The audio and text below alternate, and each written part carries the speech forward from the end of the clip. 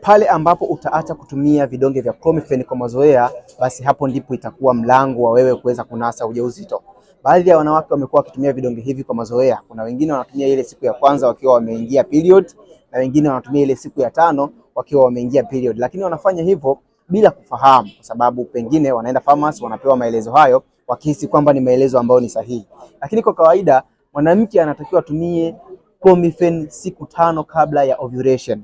Pale ambapo unakuwa umekaribia kumaliza zile siku 5 ili uweze kuingia katika siku zako za ovulation, ndipo ambapo unatakiwa uweze kutumia vidonge vya clomiphene. Na kwa kawaida lazima utumie miligram 100 kwa siku, na kile kidonge kimoja cha clomiphene huwa kina miligram 50. Kwa hiyo unatakiwa uweze kutumia vidonge viwili kwa siku. Kwa hiyo ukiacha kutumia vile vidonge vya clomiphene kwa mazoea, hapo ndipo itakuwa mwanzo wa wewe kuweza kunasa ujauzito. Na kama tunavyojua kwamba vidonge vya clomiphene ndipo ambapo huwa vinahusika kuweza kupevusha mayai ya mwanamke. Kwa hiyo jihadhari sana pale ambapo utakuwa unapewa maelezo ya kutumia vidonge hivyo. Asante sana, naendelea kunifuatilia.